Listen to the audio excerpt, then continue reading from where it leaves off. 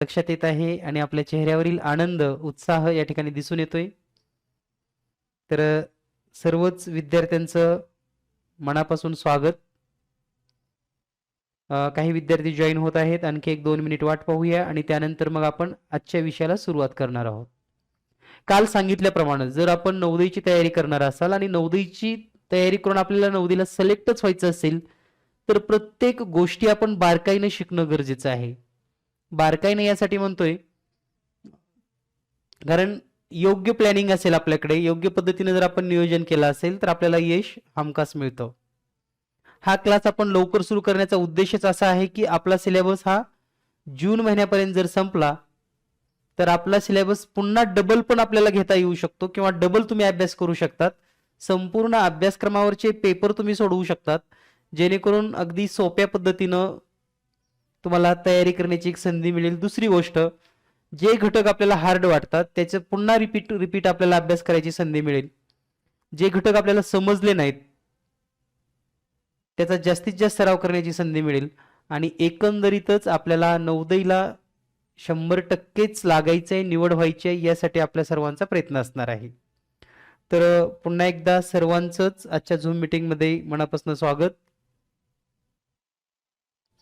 तर आज आपण आजच्या क्लासमध्ये सर्वप्रथम अभ्यासक्रम काय आहे, सिलेबस काय आहे हे आपण समजून घेणार आहोत। कारण सिलेबस समजला तर तुम्हाला योग्य दिशेने अभ्यास करता येईल।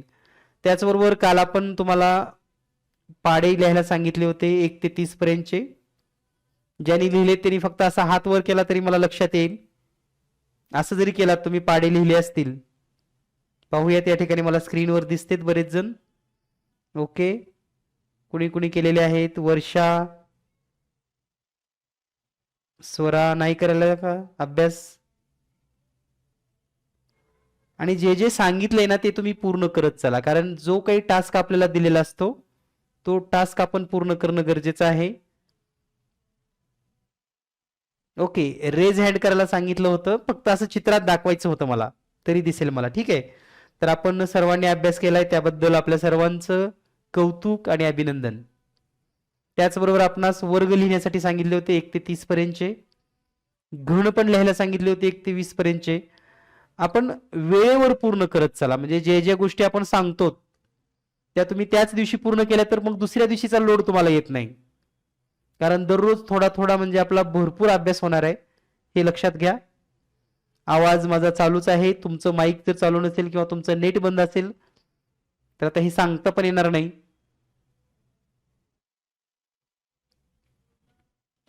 ठीक आहे, तर सर्व अगदी उत्साहानं या ठिकाणी जॉईन झालेले दिसत आहेत। तर सर्वच विद्यार्थ्यांचं आजच्या झूम मीटिंगमध्ये मनापासून स्वागत।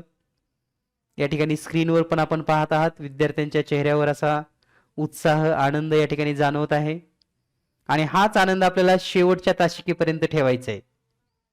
म्हणजे फक्त आज तुम्ही आनंदी आहात किंवा आज उत्साही आहात हे महत्त्वाचं नाही, तर शेवटच्या तासिकेपर्यंत या ठिकाणी एका ठिकाणी तर पहा मला खूप एक सुंदर असं चित्र पाहायला मिळतंय।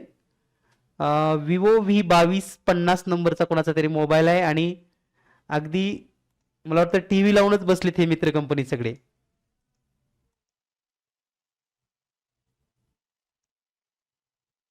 आहे की नाही? जवळपास 1 2 3 4 5 6 7 विद्यार्थी आहेत। खूप उत्साहाचं वातावरण या ठिकाणी जाणवत आहे।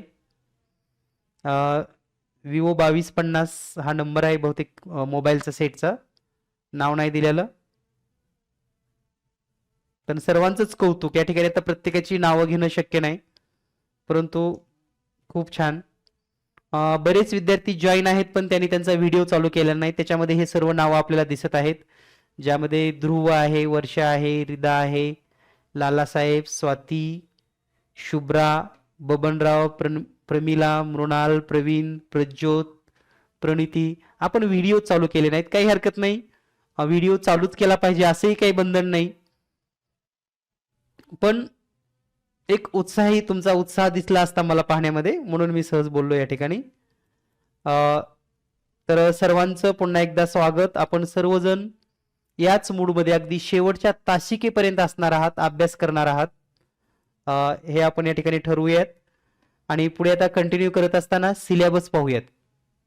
काय आहे नेमकं सिलेबस, नेमकं या सिलेबसमध्ये आपल्याला कोणत्या गोष्टीचा अभ्यास करावा लागणार आहे किंवा कोणत्या गोष्टी आपल्याला समजून घ्याव्या लागणार आहेत, नेमकं घटक काय असणार आहेत, या सर्व बाबी या ठिकाणी आपण समजून घेणार आहोत. तर आता हा सिलेबस नेमकं कोण्या पद्धतीने समजून घ्यायचा हे आपण लक्षात घेऊयात. तर पहा, या ठिकाणी आपल्याकडे माहिती पुस्तिका आहे. ज्या माहिती पुस्तिकेचा आपण या ठिकाणी वापर करून घेणार आहोत किंवा याची डिटेल्स माहिती आपल्याला या ठिकाणी समजून घ्यायची आहे. तर जव्हार नवोदय विद्यालय 2024 म्हणजेच गेल्या वर्षीची ही माहिती पुस्तिका आहे, प्रॉस्पेक्ट आहे. गेल्या वर्षीची ही माहिती पुस्तिका आणि प्रॉस्पेक्ट आहे, जव्हार नवोदय विद्यालय 2024. आता या ठिकाणी आपल्याला फक्त माहिती काय घ्यायची, तर सिलेबस काय होता. कारण सिलेबस आपल्या लक्षात आला की मग आपल्याला सर्व गोष्टी सोप्या पद्धतीने या ठिकाणी समजून येतात. तर हे प्रॉस्पेक्ट आहे, यामध्ये बरेचसे पॉइंट व्यवस्थित दिलेले आहेत. तुम्हा सर्वांना जर हे हवं असेल तर आपल्या ग्रुपवर पण आपण हे शेअर करूयात. यामध्ये प्रत्येक पॉइंट तुम्ही वाचन करून घ्या, ज्यामध्ये सर्व डिटेल्स माहिती वगैरे दिलेली आहे. तर वेगवेगळ्या बाबी या ठिकाणी तुम्हाला क्लिअर होतील. त्याचबरोबर राज्यनिहाय जव्हार विद्यालयाचं विभाजन कसं आहे, जनसंख्येच्या प्रमाणामध्ये महाराष्ट्रामध्ये किती आहेत पहा. या ठिकाणी महाराष्ट्र जर आपण पाहिला तर महाराष्ट्रामध्ये तुम्हाला या ठिकाणी दिसतील विद्यालयाची संख्या किती आहे. या गोष्टी का गरजेच्या आहेत, तर बऱ्याच वेळेस काय होतं, जे विद्यार्थी नवोदय प्रवेश परीक्षेला बसतात ते अगदी नवोदय विद्यालयामध्ये सिलेक्ट पण होतात, पण त्यांना कधी कधी हेच माहिती नसतं की महाराष्ट्रामध्ये किती विद्यालय आहेत. ओके, किंवा महाराष्ट्रामध्ये या ठिकाणी जर पाहिलं तर महाराष्ट्र राज्य तुम्हाला दिसेल 20 नंबरला, आणि विद्यार्थी आहे म्हणजे या ठिकाणी जे विद्यालय आहे जव्हार नवोदय विद्यालयांची संख्या तर ती 33+1 आहे. तर ते +1 काय आहे हे पण या ठिकाणी आपल्याला समजेल. तर हे सर्व प्रॉस्पेक्ट मी तुम्हाला वाचायला देणार आहे, आपल्या ग्रुपवर शेअर करेन. तर या ठिकाणी फुलीची माहिती दिलेली आहे पहा. अनुसूचित जाती अनुसूचित जमाती संवर्गातील जास्त लोकसंख्या असलेल्या जिल्ह्यामध्ये एक अतिरिक्त जव्हार नवोदय विद्यालय मंजूर करण्यात आलेलं आहे. त्याचं नाव दिलेलं आहे विशेष जव्हार नवोदय विद्यालय. तर ते महाराष्ट्रामध्ये कुठे आहे वगैरे आपल्याला सर्च करावं लागेल, पाहावं लागेल. तर हे गेल्या वर्षीची माहिती पुस्तिका आहे, प्रॉस्पेक्ट आहे. आता याचा आपल्याला कशासाठी वापर करायचा आहे, तर आपल्याला अभ्यासक्रम काय आहे, तर ही प्रॉस्पेक्ट किंवा ही माहिती आपल्याला आपल्या ग्रुपवर शेअर केली जाईल.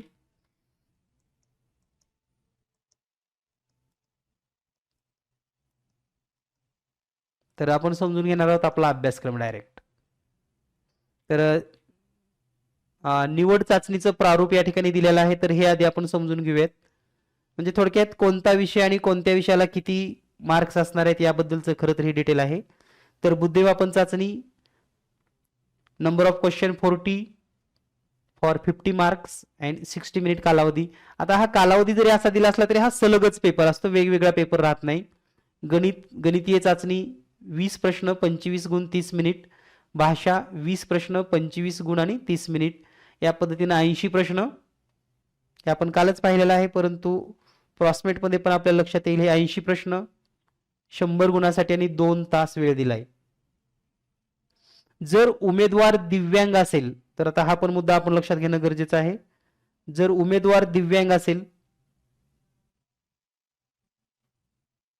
तर त्याला 40 मिनिट कालावधी जास्त मिळतो, लक्षात घ्या. तर हे फॉर्म भरतानाच आपल्याला त्या ठिकाणी नोंद करावं लागतं. अशा गोष्टी आपल्याला माहिती असणं गरजेचं आहे, जेणेकरून आपल्याला परिपूर्ण अशी तयारी करता येते किंवा त्या पद्धतीने विद्यार्थ्यांना आपल्याला माहिती देता येते. तर प्रश्नपत्रिकेचं स्वरूप, तर या ठिकाणी प्रश्नपत्रिकेच्या स्वरूपमध्ये बौद्धिक क्षमता चाचणी मॅट असं लिहिलेलं आहे. मॅट म्हणजेच मेंटल ॲबिलिटी टेस्ट.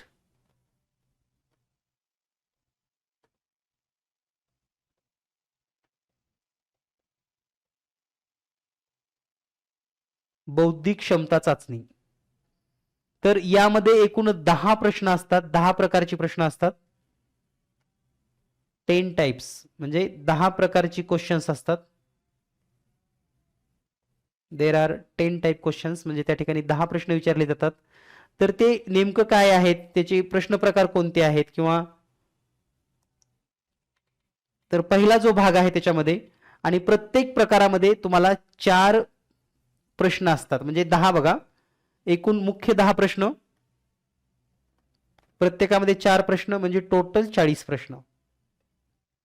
यामधला जो पहिला भाग आहे, गटात न बसणारे, म्हणजे तुम्हाला अशा 4 आकृत्या दिलेल्या जातात आणि या 4 आकृत्यामध्ये गटात कोणती बसत नाही ती आकृती आपल्याला ओळखायची असते. तर हा पहिला प्रश्न प्रकार.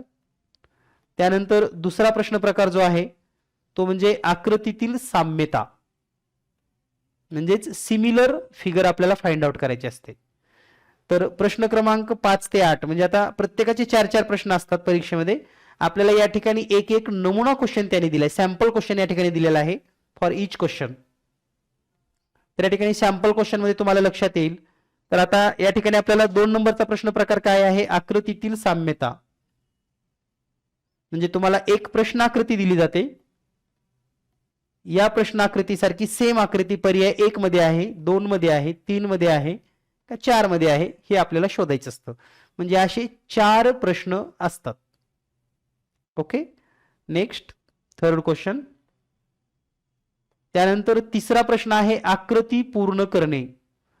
आकृती पूर्ण करणे, या ठिकाणी कंप्लीट और completed the figure with using proper option. तर या ठिकाणी आपल्याला एक आकृती दिली आहे पहा, ही आहे क्वेश्चन फिगर.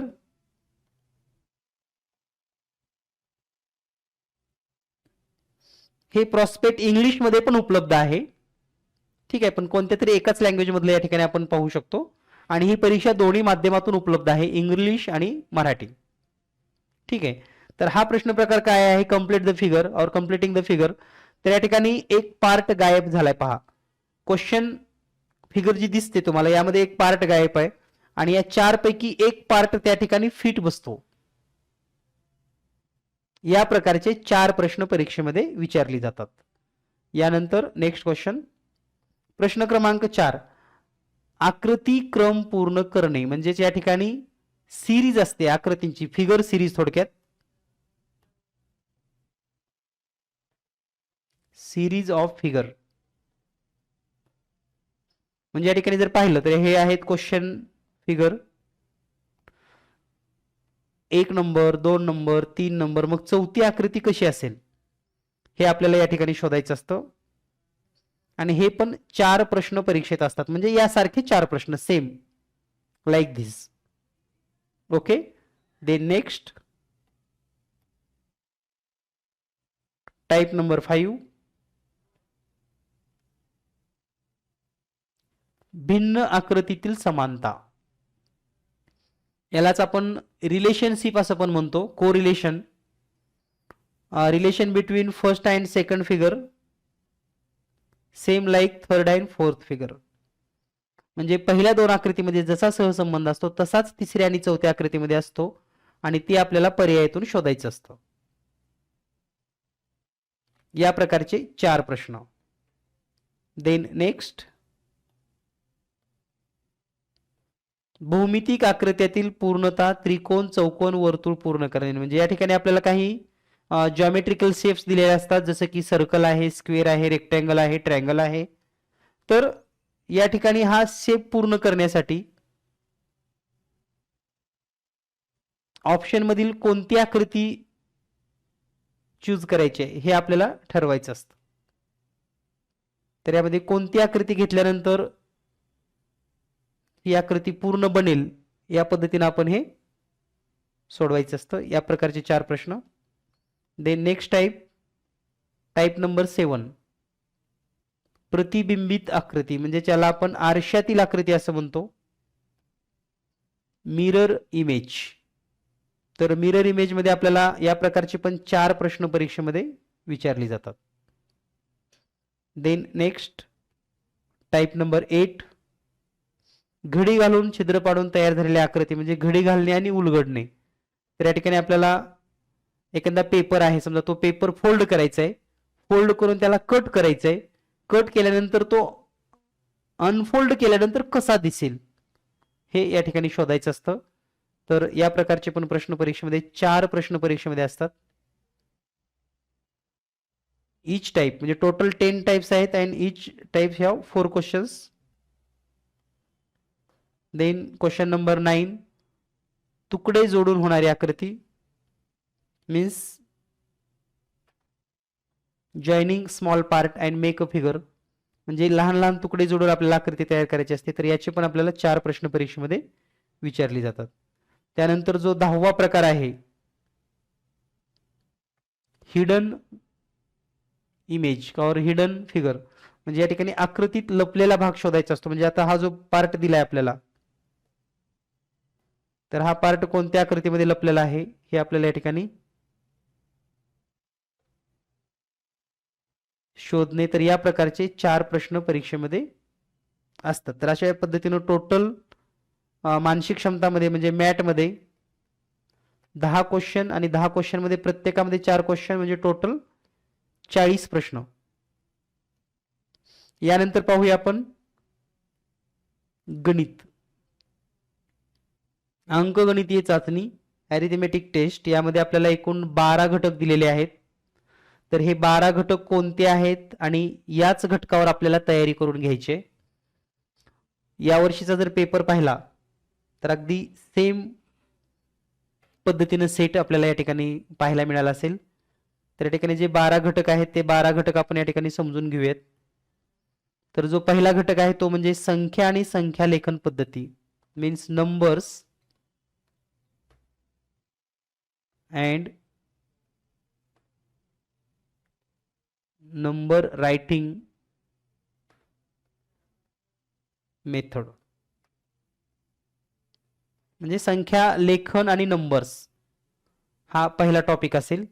त्यानंतर दुसरा जो टॉपिक आहे तो पूर्ण संख्यावरील 4 मूलभूत क्रिया, फंडामेंटल 4 ऑपरेशन ऑन नंबर्स. यामध्ये fundamental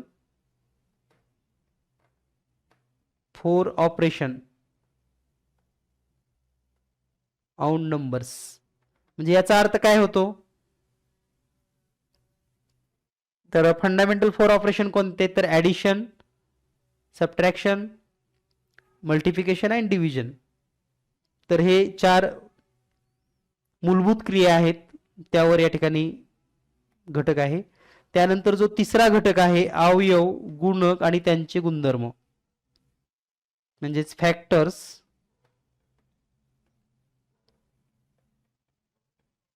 multiple and their property.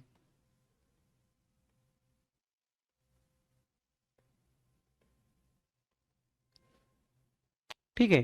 त्यानंतर जो 4th युनिट आहे आपला तो म्हणजे दशांश अपूर्णांक आणि त्यावरील मूलभूत क्रिया means decimal fraction,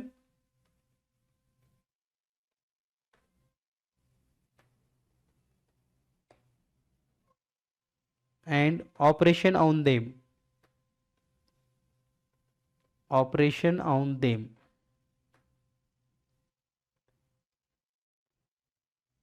then next 5th one, दशांश अँड व्यवहारिक अपूर्णांक यांचे एकमेकात रूपांतर, म्हणजेच decimal fraction and vulgar fraction and its conversion to each other, म्हणजेच दशांश अपूर्णांक आणि व्यवहारिक अपूर्णांक यांचं रूपांतर करणे. या पद्धतीने आपला हा 5वा टॉपिक असेल. 6वा टॉपिक आहे वस्तूची लांबी, वस्तुमान, आकारमान, वेळ, पैसा यांचे मापन करण्यासाठी संख्यांचा वापर, म्हणजे ज्या ठिकाणी मेजरमेंट येतं, measurement of mass, length, volume और कैपेसिटी, टाइम, रुपीज. तर या बाबीशी संबंधित हा आपला 6वा टॉपिक आहे. त्यानंतर 7वा टॉपिक आहे गणितीय सूत्रांचे सरलीकरण. तर या सरलीकरण मध्ये सगळ्यात महत्त्वाचं म्हणजे बॉडमॉस रूल,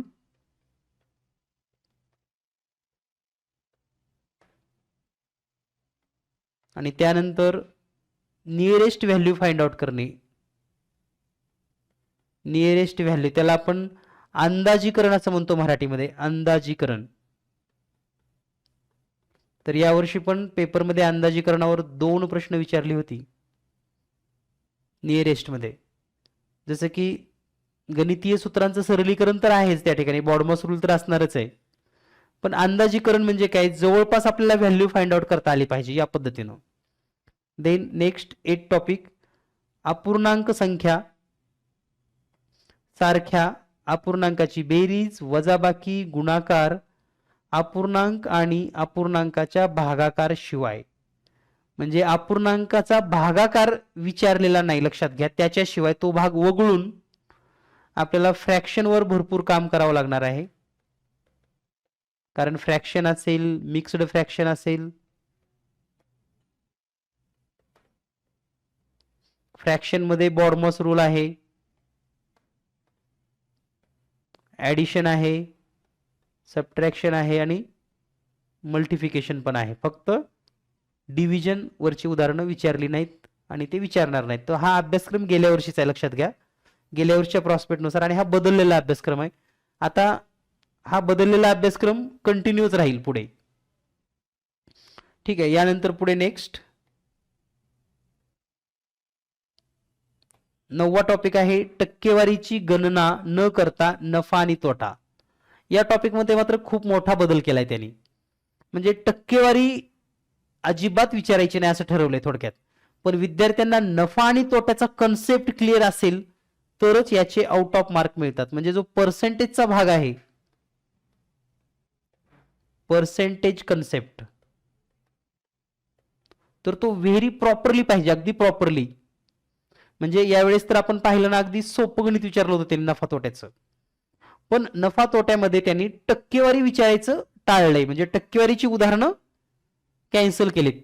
तरी आपण शिकणार आहोत, याच्यासोबत आपल्याला काही एक्स्ट्रा माहिती मिळणं गरजेचं आहे.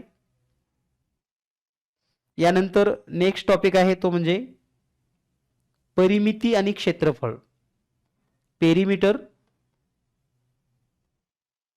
And area.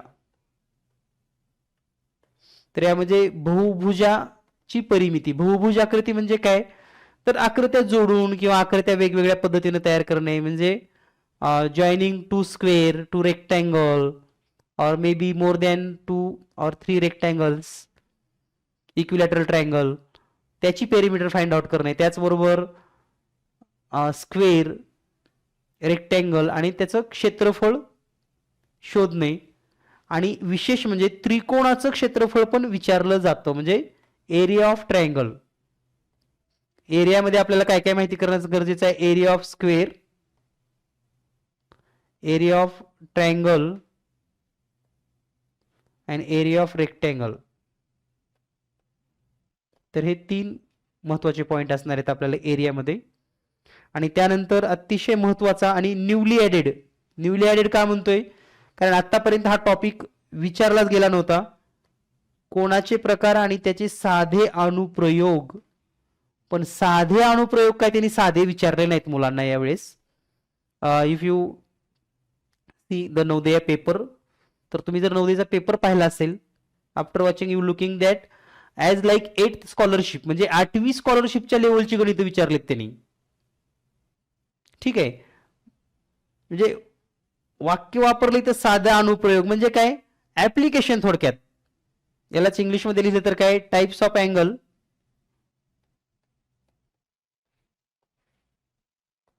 And it's application.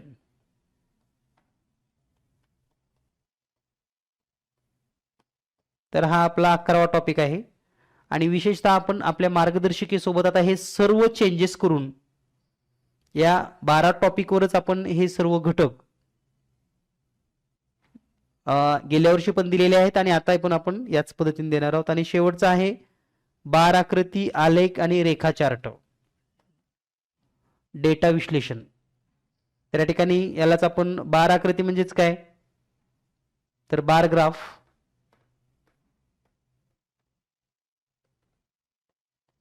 त्यानंतर ग्राफ्सचे जेवढे काही टाईप आहेत आपल्या मार्गदर्शिकेमध्ये आपण सर्व टाइप्स दिलेले आहेत, अगदी सिंपल बार ग्राफ असेल, डिवायडेड बार ग्राफ असेल, त्यानंतर पर्सेंटेज आहे.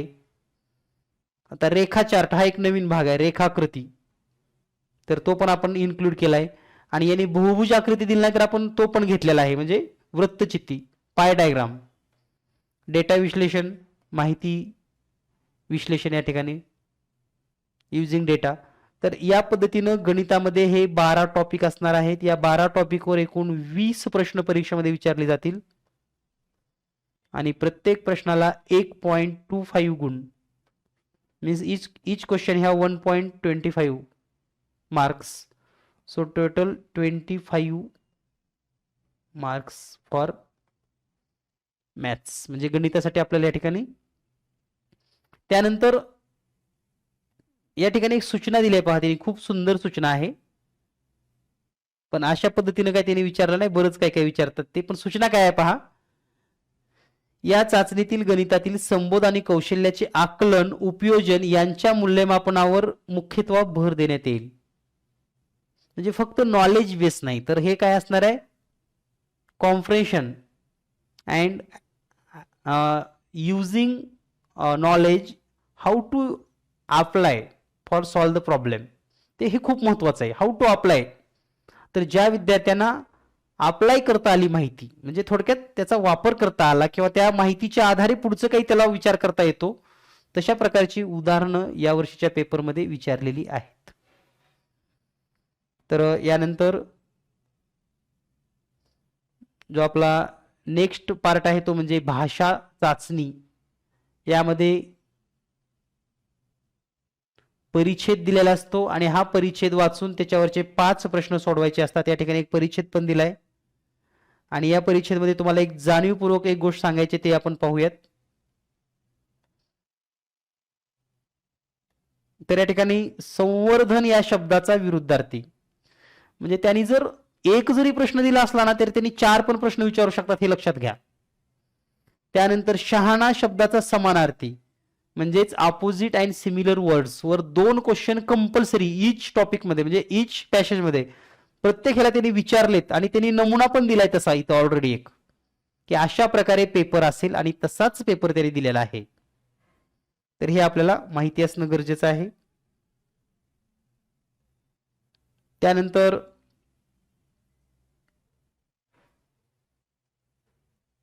थिंकिंग पॉवर पण चेक करणारे काही प्रश्न असतात. बाकी मग जनरल गोष्टी आहेत. तर या पद्धतीने आपण हा सर्व घटक पाहिलेला आहे. तर आता जर तुम्हाला या घटकावर काही डाऊट असतील तर आपण रेज हँड करू शकतात किंवा विचारू शकतात, किंवा या घटकावर काय बोलायचं आहे, कारण त्यानंतर मग आपण आता गणिताची सुरुवात म्हणून आज आपल्याला थोडंफार गणिताची ओळख या ठिकाणी समजून घ्यायची आहे. जर आपले काही डाऊट असेल तर आपण विचारू शकता.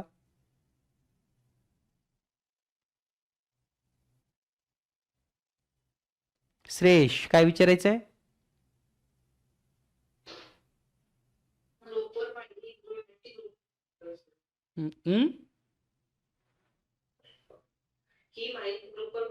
हो हो, ओके, मिळेल.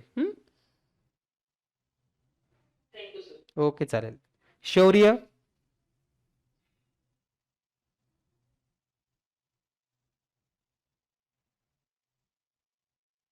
प्रज्योत गायकवाड,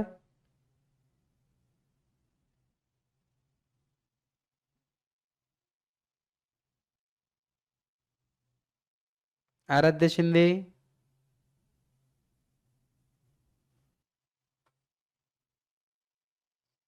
हे प्रॉस्पेक्ट मागील वर्षाचं हे लक्षात घ्या, म्हणजे हे जुनं आहे गेल्या वर्षीचं, परंतु आपण सिलेबस समजून घेण्यासाठी प्रत्येक पॉइंट, कारण हे लिहून पण सांगता येतं, परंतु तुम्ही जेव्हा प्रॉस्पेक्ट मध्ये पाहता तेव्हा तुमचा आणखी दृढ विश्वास बसतो आणि मग आपल्याला त्या दृष्टीने अभ्यास करावासा वाटतो. त्यामुळे या ठिकाणी तर फॉर्म वगैरे हे पुढच्या वर्षी भरायचे असतात आपल्याला, सप्टेंबर 2024 नंतर. ठीक आहे, सध्या फक्त आपण अभ्यासक्रमाची माहिती जाणून घेतलेली आहे. सार्थक, काय बोलायचे का तुला?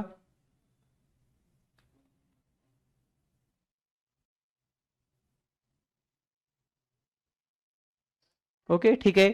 तर काही डाऊट नाहीत आपले, जरी असतील तरी आपण क्लिअर करूयात. तुम्ही ग्रुपवर पण विचारू शकतात. हम्म.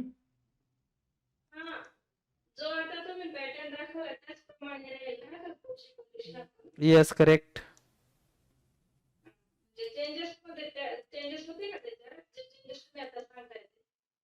नाही आता नाही चेंजेस होणार त्याच्यामध्ये काही. आता गेल्या वर्षी चेंजेस केले तर दरवर्षी नसतात चेंजेस करत ते ना. 7-8 वर्षानंतर असा बदल होतो कधीतरी. ठीक आहे. तर आपण आता डायरेक्ट थोडं सिलेबसवर येऊयात. नंबर्स हा भाग पाहत असताना आपल्याला नंबर्स बद्दल काय काय माहिती असणं गरजेचं आहे. तर जेव्हा आपण एखादा नंबर्स समजून घेतो किंवा आपल्याला नंबरची माहिती घ्यायची असते, तेव्हा तो नंबर शिकण्यासाठी आपल्याला बऱ्याचशा गोष्टीची माहिती असणं गरजेचं आहे. सगळ्यात महत्त्वाचं आपल्याला नंबर नॉलेज असणं गरजेचं आहे. आता बऱ्याच विद्यार्थ्यांना असं वाटतं की नंबर नॉलेज म्हणजे काय, तर त्याबद्दल थोडक्यात एक प्रात्यक्षिक घेऊयात आणि हे प्रात्यक्षिक तुम्हाला करायचंय. ठीक आहे. आता पहा, नंबर नॉलेज नेमकं काय आहे हे आपण समजून घेत असताना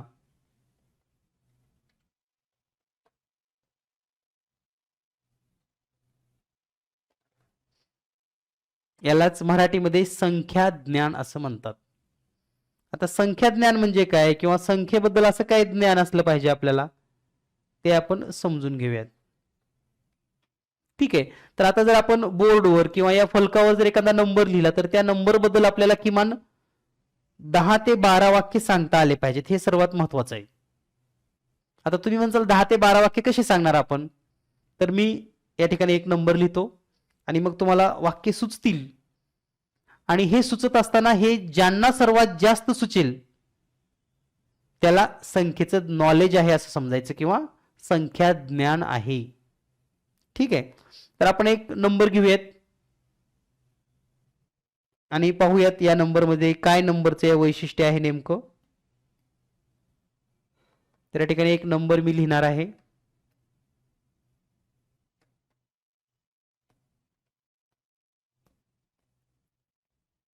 तर या ठिकाणी एक नंबर जास्तीत जास्त माहिती असलेला लिहूयात आपण. ठीक आहे. ओके. एक नंबर घेऊयात आपण 36. आता हा 36च घ्यावा असं काही नाही, तुम्ही कोणताही घेऊ शकतात. तर या 36 बद्दल आपल्याला माहिती लिहायची आहे. काय काय माहिती सांगता येते आपल्याला 36 बद्दल, वन बाय वन आपण समजून घेऊयात. तर हा इवन नंबर आहे, म्हणजेच समसंख्या आहे. ओके. त्यानंतर आणखी काय माहिती सांगता येते आपल्याला, हा स्क्वेअर नंबर आहे, म्हणजेच हे वर्ग आहे. हा कोणाचा वर्ग आहे, 6चा वर्ग आहे. म्हणजे आपण इथं असं पण लिहू शकतो 6 स्क्वेअर. आणखी काय माहिती सांगता येते याबद्दल, बघा जास्तीत जास्त जर माहिती म्हणजे आपण सांगू शकलात ना, तेवढं त्या नंबरचं नॉलेज आपल्याला समजूयात.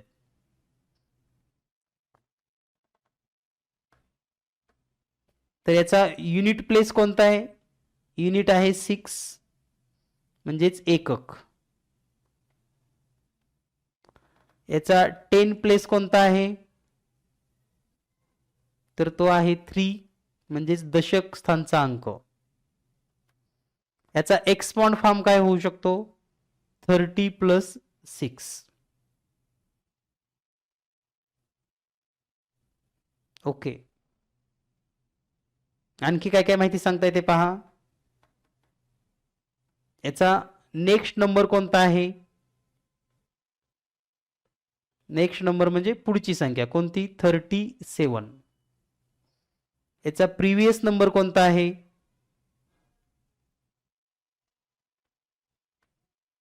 35. आता बऱ्याच जणांना असं वाटतं की हे खूप सोपं सोपं आहे, पण हे सोपं सोपं तर आलंच पाहिजे आपल्याला, कंपल्सरी आहे. ठीक आहे. आता ह्याच्या पुढे आपल्याला जायचं आहे आणखी पहा. आता या 36ला कोणत्या कोणत्या संख्येने भाग जातो, 36 is divisible by which number.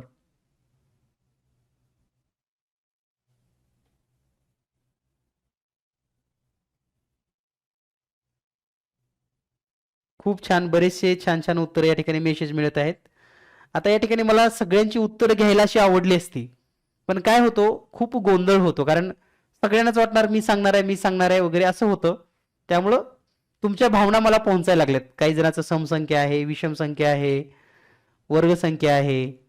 ठीक आहे, तर तुमचे मुद्दे एक एक एक एक येणार आहेत. आता प्रत्येकाचे लवकर यायला थोडा वेळ लागेल, पण सर्व मुद्दे येतात आणि सगळे मुद्दे लिहिल्यानंतर जर अजून काय राहिलं तर आपल्याला त्या संख्येचं अजून मोर दॅन नॉलेज आहे. ठीक आहे, तर आता 36 इज डिव्हिजिबल बाय कोणत्या संख्येने भाग जातो 36ला? तर 1 ने भाग जातो, 2 ने भाग जातो, 3 ने भाग जातो, divisible by 3, divisible by 4, divisible by 6, divisible by 9, divisible by 12, divisible by 18, divisible by 36.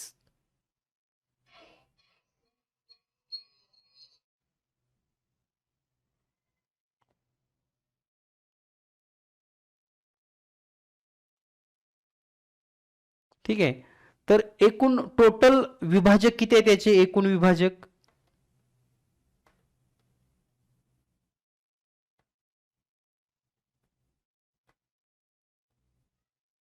Means divisor,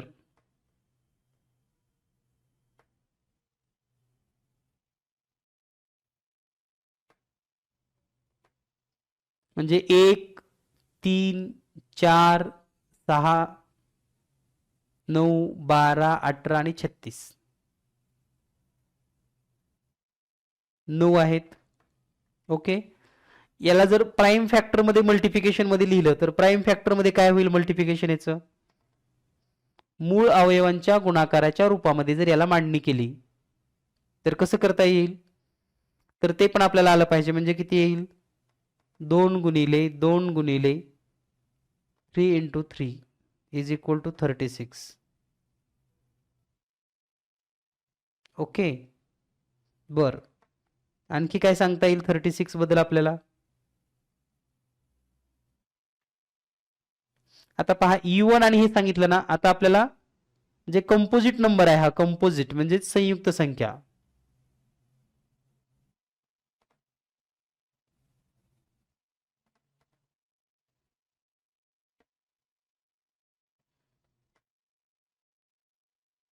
ठीक आहे, त्यानंतर ही 36 ही संख्या सुरुवातीपासून 36वी संख्या, म्हणजे जर आपण नॅचरल नंबर मध्ये पाहिलं तर ही 36 नंबर आहे. त्याचबरोबर समसंख्या पाहिली तर ही 18वी समसंख्या आहे सुरुवातीपासून.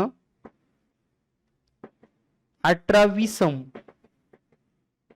Means 18th E1 number. आणखी काय माहिती सांगता येईल आपणास?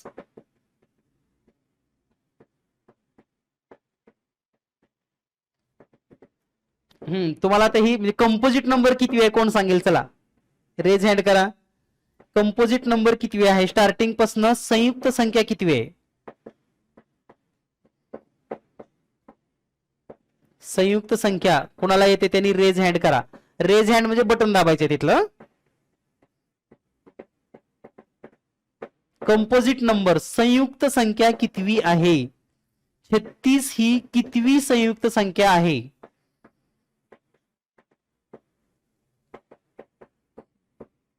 Composite number from starting.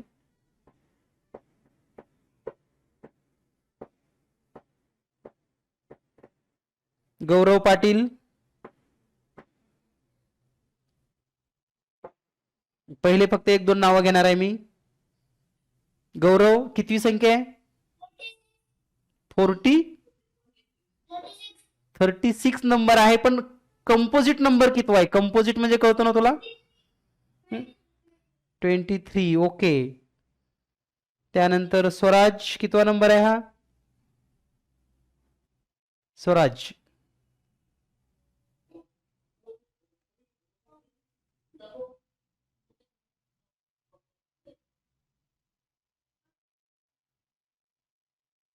Okay. Sopan.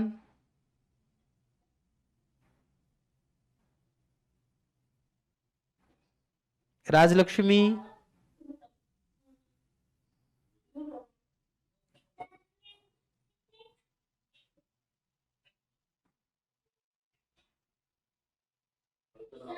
हम्म 26 आहे का? ओके. 23. आता हे कसं फाइंड आउट करायचं थोडं शॉर्टली सांगतो मी तुम्हाला. 1 ते 10चा जर विचार केला आपण, 1 ते 10, तर प्राईम नंबर 4 आहेत.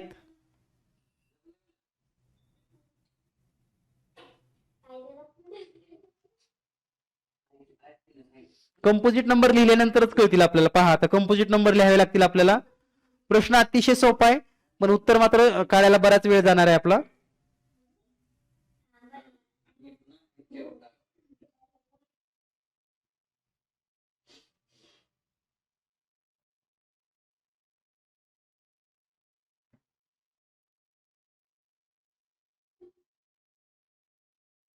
ओके, तर या ठिकाणी 36 ही कितवी कंपोजिट नंबर आहे?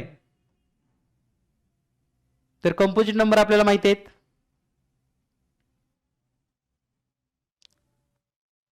पहिली कंपोजिट नंबर कोणती आहे? 4. 4 नंतर 6, 6 नंतर 8, 8 नंतर 9, 9 नंतर 10.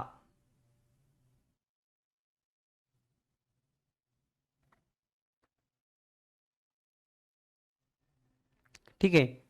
आता पुढे कंपोजिट नंबर 12, 14, 15 म्हणजे संयुक्त संख्या लिहायला लागलो आपण. 16, 18 आणि 20. त्यानंतर पुढच्या संयुक्त संख्या 21, 22, 24, 25, 26, 27, 28 आणि 30. आणि त्यानंतर पुढची संख्या 32, 33, 34, 35 आणि 36. तर पहा कितवी आहे, काउंट करू शकता आपण. कुठली मिसिंग राहिली का ते पण सांगा. 1 2 3 4 5 6 7 8 9 10 11 12 13 14 15 16 17 18 19 20 21 22 23 24.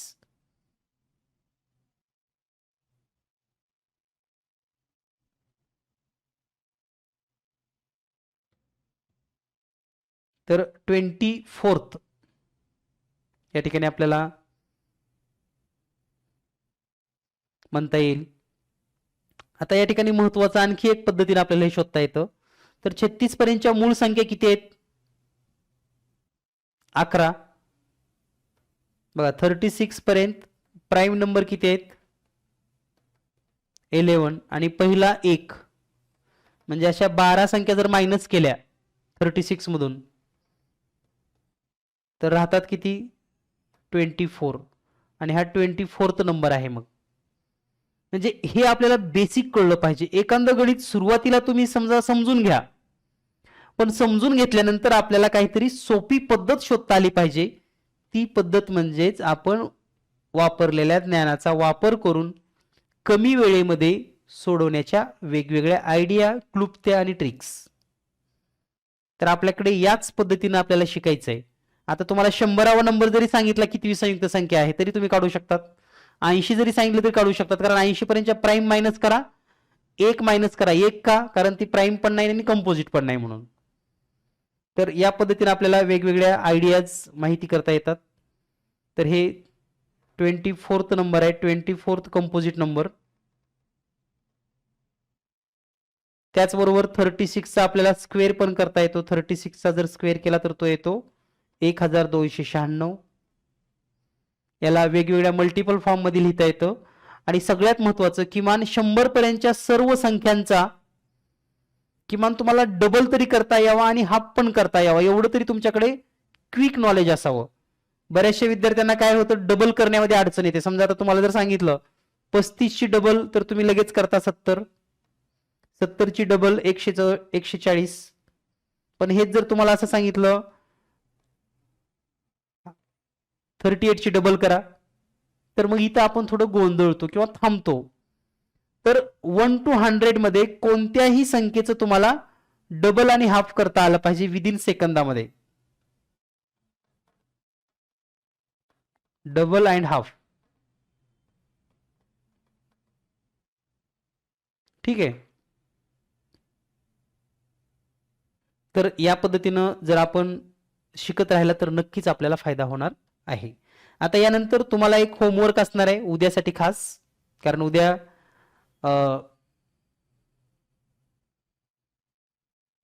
म्हणजे शनिवार आहे, उद्या आपण झूम मीटिंग नाही घेत आणि रविवार आहे. तर उद्या आणि परवासाठी आपल्याला 2 दिवस म्हणजे शनिवार याच टायमिंग मध्ये तुम्हाला ऑनलाईन टेस्ट दिली जाणार आहे. ऑनलाईन टेस्ट, ही टेस्ट आपण सोडवणार आहात. आता यामध्ये काय असणार आहे, जरी आपण या 2 दिवसामध्ये काय नाही शिकलो तरी तुमचं पूर्वज्ञान चेक करणं गरजेचं आहे, किंवा तुम्हाला काय तुमचं पूर्वज्ञान आहे, किंवा तुम्ही आता पहिली दुसरी तिसरी चौथी मध्ये आहात आणि चौथीतून 5वीला जात आहात, तर तुम्हाला काय काय माहिती आहे याबाबतचे बेसिक क्वेश्चनची टेस्ट असेल. बेसिक क्वेश्चनची टेस्ट, ठीक आहे. आणि रविवारी म्हणजे संडेला पण आपली ऑनलाईन टेस्ट असेल. आणि या ऑनलाईन टेस्टचा रिझल्ट तुम्हाला पण दिसणार आहे आणि आपण पण ग्रुपवर शेअर करणार आहोत. तर या 2 दिवस टेस्ट असतील. पुन्हा आपली झूम मीटिंग सोमवारी असणार आहे, ठीक आहे. तर आता तुम्हाला काय करायचंय, तर 1 to 100 पर्यंत 1 to 100 पर्यंत प्रत्येक नंबरची तुम्हाला आता जशी माहिती लिहिली, समजा 1 आहे तर 1 बद्दल काय माहिती लिहाल, ऑड नंबर, पहिल्यांदा ऑड नंबर, ठीक आहे, विषम संख्या.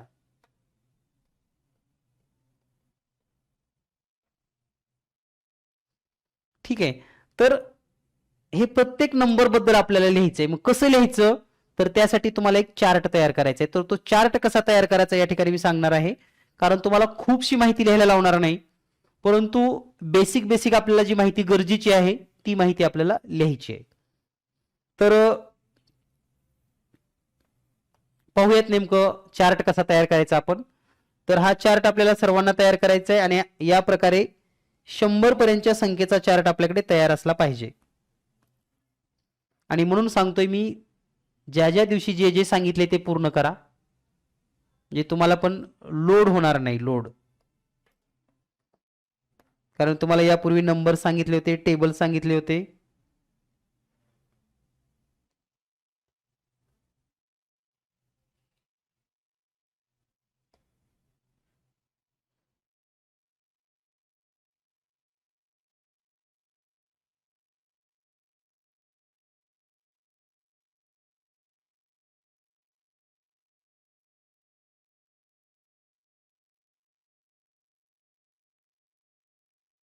तर अशा पद्धतीचा आपल्याला एक चार्ट तयार करायचा आहे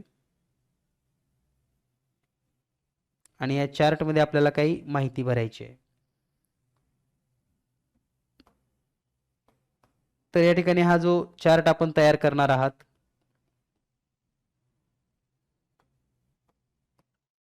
तर या ठिकाणी पहिल्या कप्प्यामध्ये असेल संख्या,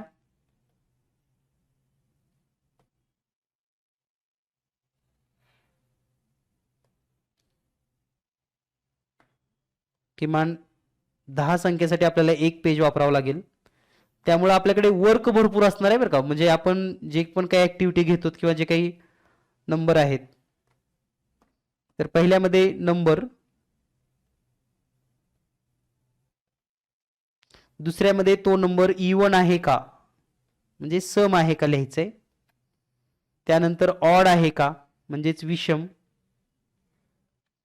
त्यानंतर प्राईम म्हणजे मूळ आहे का. त्यानंतर कंपोजिट म्हणजे संयुक्त संख्या आहे का. त्यानंतर स्क्वेअर नंबर म्हणजे वर्ग संख्या आहे का. त्यानंतर क्यूब नंबर म्हणजे घन संख्या आहे का. त्यानंतर ट्रँग्युलर नंबर माहिती असेल तुम्हाला तर लिहा, नसेल तर फक्त तक्ता करून ठेवा. जेव्हा आपण ट्रँग्युलर नंबर शिकू म्हणजे त्रिकोणी संख्या, तर ते तुम्हाला लिहिता येईल. त्यानंतर त्या संख्येचा वर्ग लिहायचा आहे तुम्हाला, वर्ग म्हणजे स्क्वेअर लिहायचा आहे. त्याचे एकूण विभाजक लिहायचेत.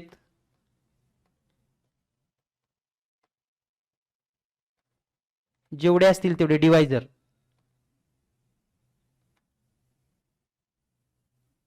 ठीक आहे. त्याची आपल्याला डबल लिहायची आहे, डबल. माहिती असेल तर डबल म्हणजे दुप्पट, आणि हाफ, हाफ म्हणजे निम्मी. ठीक आहे. आता कसं लिहायचं पहा या ठिकाणी, आणि एवढं पाहिलं की मग आपण थांबणार आहोत. तर कुठला एक नंबर घेऊयात आपण. नॉर्मली समजा आता एक घेतला, जिथं आहे त्याला फक्त टिक करा. इवन आहे का नाही, विषम आहे का आहे, प्राईम आहे का नाही, कंपोजिट आहे का नाही, स्क्वेअर नंबर आहे, क्यूब नंबर आहे, ट्रायंग्युलर आहे.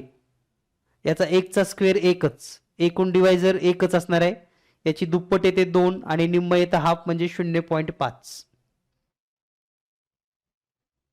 ठीक आहे. त्यानंतर आपण 2 घेऊयात. सम संख्या आहे का आहे, विषम नाही, मूळ आहे का prime number yes, composite no, square no, cube no, triangular number no, square 4. विभाजक किती आहे त्याचे, तर डायरेक्ट जर तुमच्याकडे जास्त मोठा कप्पा असेल तर त्याला विभाजक किती आहेत, तरी तर 2 विभाजक येतात, 1 आणि 2. त्याची दुप्पट आहे 4, निमपट आहे 1. त्यानंतर आपण जर समजा दुसरा एक नंबर घेऊयात 2 अंकी, समजा 12 नंबर घेऊयात. सम आहे, प्राईम नाही, कंपोजिट आहे, स्क्वेअर किती, स्क्वेअर नंबर आहे का हा, नाही, क्यूब नंबर नाही, त्रिकोणी संख्या आहे का. आता हे माहित असेल तरच लिहा. म्हणजे त्रिकोणी संख्येबाबत मध्ये या ठिकाणी मी हा कप्पा तुम्हाला थोड्या वेगळ्या रंगामध्ये हे करतोय. हा माहिती असेल तरच लिहा, कारण याच्याबद्दल तुम्हाला कदाचित माहिती नसू शकतं. जेव्हा शिकवेल तेव्हा आपण ते पूर्ण करूयात. त्यानंतर 12चा वर्ग 144. आता 12ला विभाजक किती आहेत, 1 ने भाग जातो, 2 ने भाग जातो, 3 ने भाग जातो, डिव्हिजिबल बाय 3, 4, 6 अँड 12 म्हणजे 6 हे आहेत. 12ची दुप्पट 24 आणि त्याचा हाफ आहे 6. त्यानंतर आणखी एक असाच नंबर पाहूया 36. आता मी इथं 12 मध्येच घेतलोय, लक्षात घ्या, पण तुम्हाला 1 to 100 नंबरचं पर्यंत करायचं आहे, म्हणजे हे 100 संख्यांचं करायचं आहे. फक्त नमुन्यासाठी आपण वेगवेगळे नंबर घेतो. या ठिकाणी समजा आता 36 घेतलं तर सम संख्या आहे, कंपोजिट आहे, स्क्वेअर आहे, ट्रायंग्युलर नंबर पण आहे.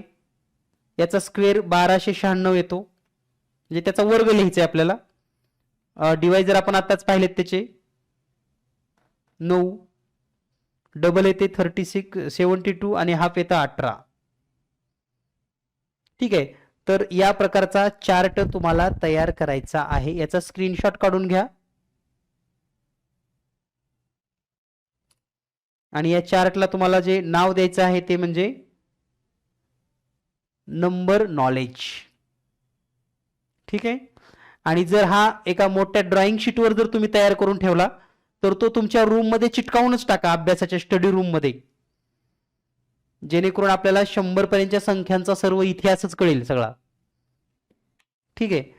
तर या पद्धतीने आपण आज इंट्रोडक्शन किंवा एक माहिती घेतलेली आहे. तर सोमवारपासून आपण ऍक्च्युअल टॉपिकला सुरुवात करणार आहोत. नंबर्स मध्ये काय महत्त्वाचे पॉइंट्स असतील, इम्पॉर्टन्स किंवा जे काही घटक असतील तर ते घटक आपण घेऊयात आणि आजची झूम मीटिंग आपण या ठिकाणी थांबवूयात. पुन्हा एकदा सर्व विद्यार्थ्यांचं कौतुक, सर्वांचं या ठिकाणी स्वागत तर आहेच, परंतु आपण एक उत्साही वातावरणामध्ये शिकत आहात. नवीन नवीन गोष्टी तुम्हाला शिकायला मिळणार आहेत आणि तेही अगदी घरी बसून. कारण इतर कुठं क्लास लावला तर जायला अर्धा तास आणि यायला अर्धा तास, 1 तास तर आपला वेळ त्याच्यातच जातो. पण इथं असं होणार नाही. टाइम टू टाइम आपल्याला प्रत्येक गोष्ट कमी वेळेमध्ये जास्तीत जास्त नॉलेज. जीनियस मॅथ सोबत राहा. सर्वांना शुभरात्री, गुड नाईट.